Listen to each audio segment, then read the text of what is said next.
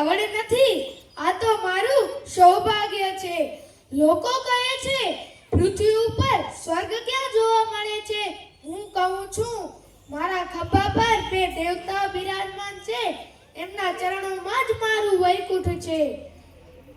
હે વિધાતા, ભલે તું મારા માતા પિતાની આંખોનું તેજ છીનવી લીધું છે, પણ તે મને એમની લાકડી બનાવીને મારો જન્મ સુધારી દીધો છે. નથી જોતી મારે મુક્તિ, નથી જોતો વૈકુંઠ ધામ, નથી જોતી મારે મુક્તિ, નથી જોતો વૈકુંઠ ધામ. સેવા કરું માતા પિતાની, એ જ મારું પરમ કામ. સેવા કરું માતા પિતાની, એ જ મારું પરમ કામ. પિતાજી મહારાજ, હવે આપને તરસ અસહ્ય બની છે, હું સમજી શકું છું. માં, તું ચિંતા ન કરજે. આ સરયુ નદીનો પવિત્ર અવાજ સંભળાઈ રહ્યો છે ને, જાણે તેનો કલરવ આપણું સ્વાગત કરી રહ્યો છે. આ પવિત્ર જળ હું હમણાં જ ભરીને આવ્યો. આજે આ અયોધ્યાની ધરતી પર મારી વર્ષોની તપસ્યા પૂરી થશે. તમે અહીં વિશ્રામ કરો. તમારો શ્રવણ તમારી તરસ છીપાવવા હમણાં જ જળ લઈને આવ્યો.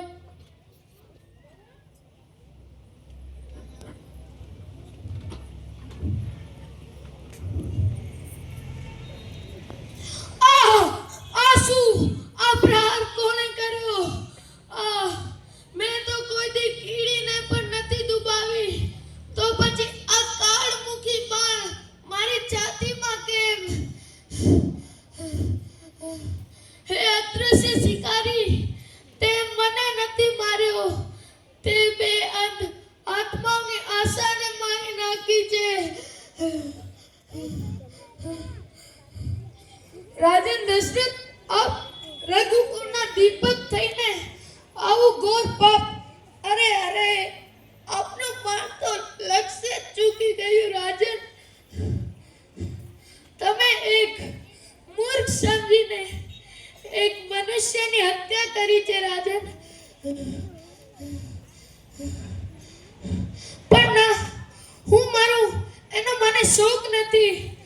અફસોસ એ વાતનો છે કે પેલા અન માતા પિતા હવે તરસ્યા જ રહી જશે રાજન. રાજન, મારી પાસે ખૂબ ઓછા ક્ષણો બચ્યા છે. મારી એક વિનંતી રાખશો? આપ જાણી લો, પેલા વટ વૃક્ષ નીચે મારા બે દેવતાઓ મારી પ્રતીક્ષા કરી રહ્યા છે. તેમને પાણી પીવડાવજો. પણ સાંભળજો, મારો પિતા ખૂબ નાની છે. તે મારા પગલાનો અવાજ પણ ઓળખી જશે. એટલે તમે બોલશો નહીં, નહીંતર તે સમજી જશે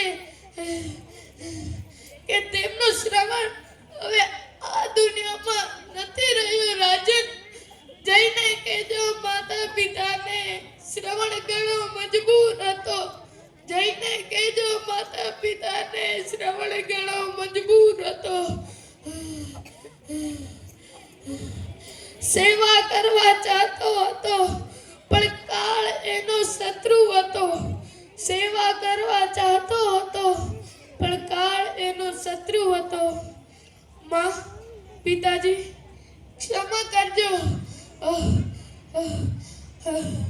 આ જન્મે તો તમારી તીર્થયાત્રા અધૂરી જ રહી જશે. માં, પાણી પી લેજે.